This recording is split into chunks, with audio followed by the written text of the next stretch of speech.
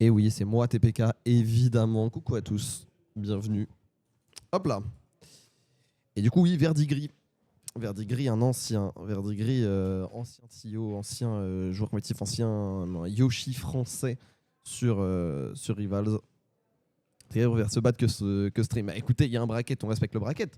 Si le streamer respecte pas les TO, qui va le faire? Donc on respecte la volonté des TO et on fait en fonction. Mais oui, Verdigris, le meilleur Krag français, assurément. Un Krag et un crack, Verdigris. Voilà, je le résumerai comme ça. Sacré joueur et il va affronter un sacré joueur également, puisqu'il va affronter Sherka. Voilà, Sherka. Sherka Maypool qui a battu le luxe. Donc un upset, un bel upset de la part de Sherka. Maypool, vous allez voir un personnage très particulier qui ressemble en quelques points à Pikachu de mêlée, avec plein de petites hitbox, de la mobilité au sol, des short-up dans tous les sens, une difficulté à tuer, mais c'est le genre de perso. Si tu es dans la zone, le perso te donne tout. Si tu n'es pas dans ton match, le perso ne te donne rien. Rien n'est acquis avec Maypool, mais tu as une possibilité d'action assez formidable. Donc contre Krag, ça peut être assez cool parce que Krag, c'est un personnage qui est très freeform et qui a énormément de setup, mais qui est aussi heavy. Et donc, il est très facile à combo et sur qui il est très facile, en tout cas, il est même nécessaire de pousser les phases d'advantage. Donc ça va être un match-up assez intéressant. Je me demande comment chacun va deal avec les outils de l'autre. Krag, il me semble que vous en avez eu sur le stream. Donc, si vous avez des questions, voilà, je vous lis. Mais je vais quand même me concentrer sur Maypool parce que Maypool, c'est un personnage un peu particulier. Maypool a deux mécaniques intéressantes. Elle a le taser, c'est-à-dire que quand elle vous met un neutral B ou qu'elle vous met un side B, après vous êtes marqué. D'une petite auréole et Maypool, pour revenir ou pour extend ses combos, peut faire un taser, donc une liane vers son adversaire. Donc par exemple, l'adversaire est marqué, elle appuie sur A et B en même temps et Maypool va foncer vers son adversaire. Va foncer vers son adversaire. Et l'autre mécanique, c'est une mécanique de plante où elle peut mettre une plante au sol, vous allez le voir, qui lui permet moult combos. Et si on combotte la plante et l'auréole, eh bien, vous êtes stun dans la plante et ça occasionne des extends de combos assez fous. Et on va le voir, hein, des terrains assez plats.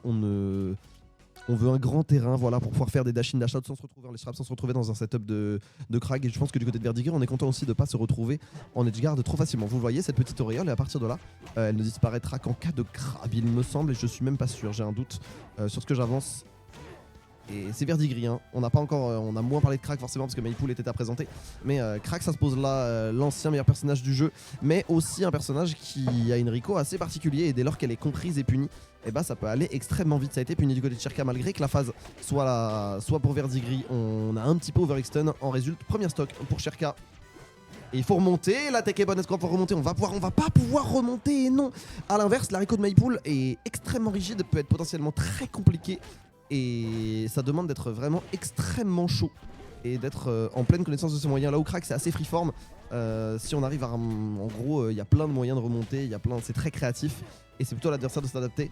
Maypool, il faut être extrêmement vigilant. Excentrico, mais difficile à utiliser. Je dirais Rico descente, très dur à utiliser. Ah, la tech est bonne. Eh ben oui, forcément, il l'attendait Verdigris. Une fois que c'est cette tech, on n'a pas énormément de possibilités d'action. Et même si on avait mis une box, je crois que rien ne serait passé à travers ce down air. Bien joué, très beau setup. On le disait, les setups de Krag, c'est quelque chose d'assez visuel. Et vous l'avez bien vu d'ailleurs, Verdigris qui en a à la pelle. Bien joué là. Le double fer, on s'y attendait pas. La DI n'était pas optimale, je crois. À moins que ce soit trop sur ce perso. Et je n'en ai pas connaissance, mais... Là, Sherka qui vient de trouver un sacré double fer sur cette DI de Verdigris et on remet les pendules à l'heure et au final un match très momentum base. On prend une stock et on perd la sienne dans la foulée. Pas de vrai momentum de build. Regardez, encore une fois, c'est une seule grosse phase advantage. Là-dessus, on va pas pouvoir remonter. On vous l'avait dit. 3 phases advantage. Il y a eu 4 phases advantage, 3 stocks. À un moment donné, bon. Ça allait vite. Ça allait très très vite. Ça allait dans tous les sens.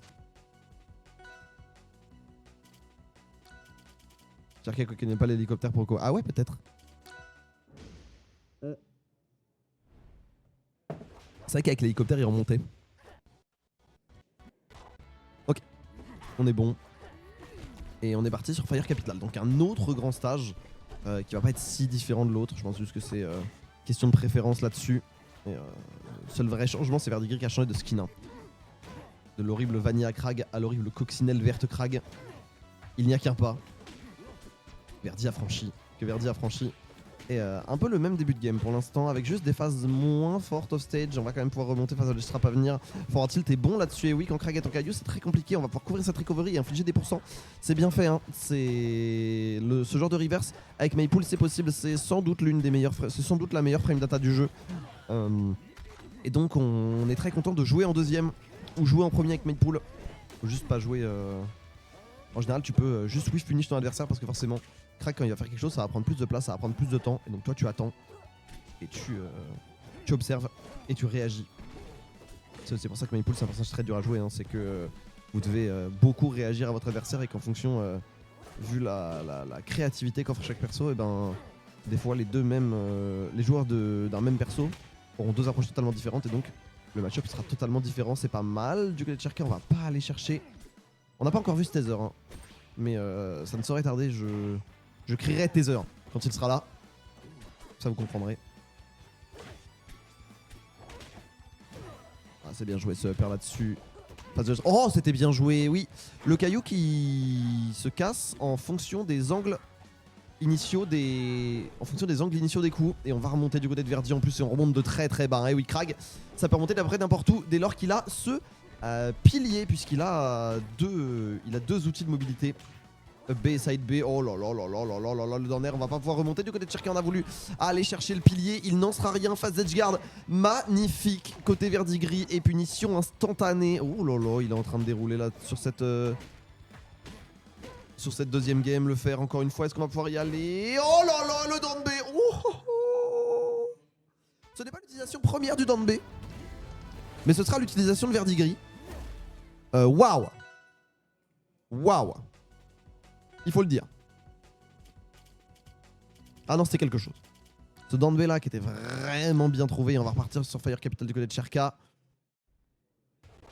Et je pense que ce n'est pas une question de terrain ici. C'est juste qu'en DESA, on a trop subi Verdigris. Verdigris a trop de setup, a trop de réponses et on a du mal à... C'est pour ça que je disais Rico moyenne. C'est-à-dire que quand même, au bout d'un moment, t'es pas tout le temps maître de ton destin avec Maypool.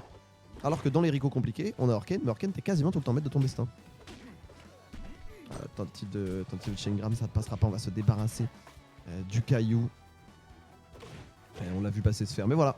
Vous l'avez vu, hein, ce début d'animation de fer, et pourtant, Maypool a pu taper en premier parce que tout sort bien plus vite. Et donc dans ce genre de situation où tu peux réagir, où tu peux contester, c'est vraiment très intéressant. Bonne deck de la part de Cherka là-dessus, le back air. Oh là là, attention à ces DIN, ça coûte cher. B, on va pouvoir remonter des deux côtés et on va pouvoir même inverser la position avec Soner, le dernier. Into fer, non, il n'en sera rien, ce sera un fer, ce sera une phase d'edgeguard à venir, mais encore une fois, position inversée, c'est aussi ça. Hein. Rivals of Aether, c'est l'inversion des momentum quasi permanent. Puisque vu que ça ne s'arrête jamais, le moindre gain en DESA est un reverse. Et ce down smash, on n'avait plus énormément d'options, on était acculé à l'edge. On a tenté de réagir hein, côté Cherka et là c'était vraiment pas mal. Est-ce qu'on va pouvoir remonter du côté de Verdi? On a voulu accrocher l'edge, mais bon timing du côté du Krag. Et maintenant, et ben encore une fois, petit problème de momentum, le taser, vous l'avez vu. On va pas réussir à l'exploiter, c'est un petit peu dommage. Il faut reprendre sur du terrain, recul. T'es sur un grand terrain, c'est pas grave. Fais un dash in, fais un dash out, histoire de pouvoir reprendre le neutral game. Très bon down smash là-dessus. Mais on sent hein, qu'il y a beaucoup de fois où on s'est fait reverse tout bêtement. Côté Cherka, et Verdi qui est maître en la matière hein, de fait. Krag c'est pas un Steve en pas aussi pété, pas vraiment. Parce qu'il n'y a pas d'équivalent de... Il peut pas se protéger avec ses blocs, il peut pas camper avec ses blocs, il a pas un downbear des avantages, c'est juste que c'est un perso... C'est un vrai... Par contre, je pense que Krag est le plus gros noob stomper du jeu, donc en ce sens, si vous voulez, vous avez deux points communs, un bloc et un côté noob stomper. Mais de fait, le perso est... En fait, c'est plus un perso à setup quoi. Ouais, oui. Aïe aïe aïe aïe aïe.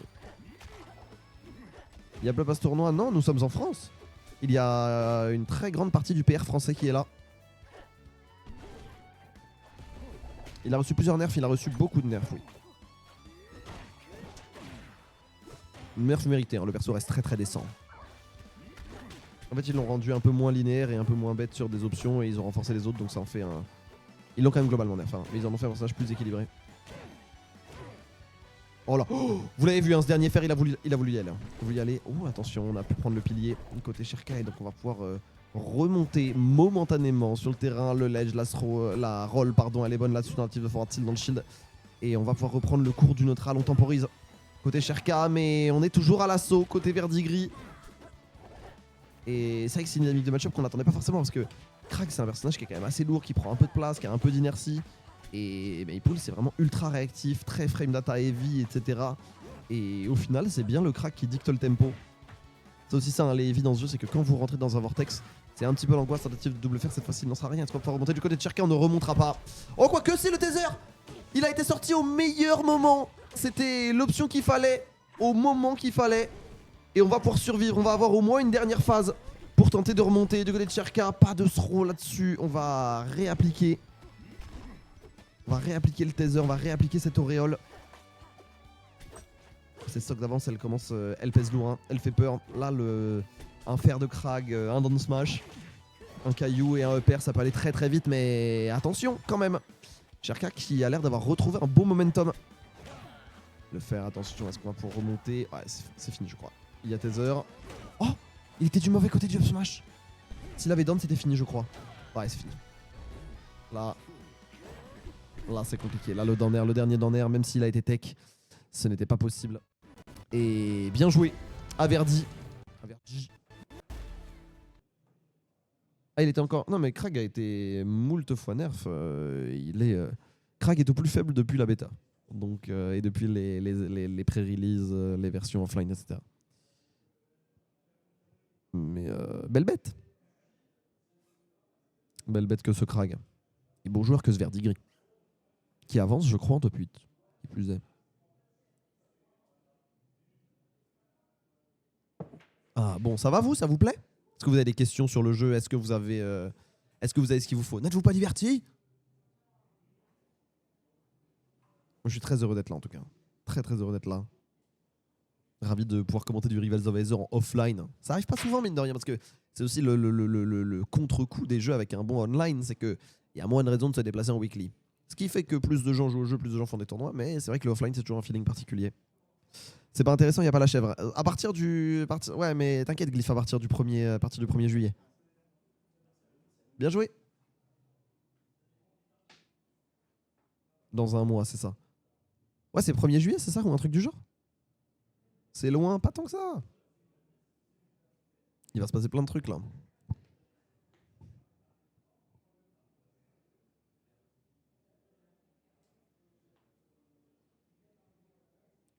Comment est-ce qu'on règle ces chaises?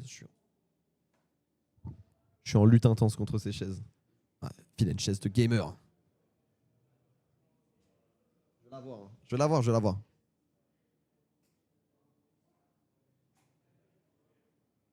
Voilà. Là, ça me régale.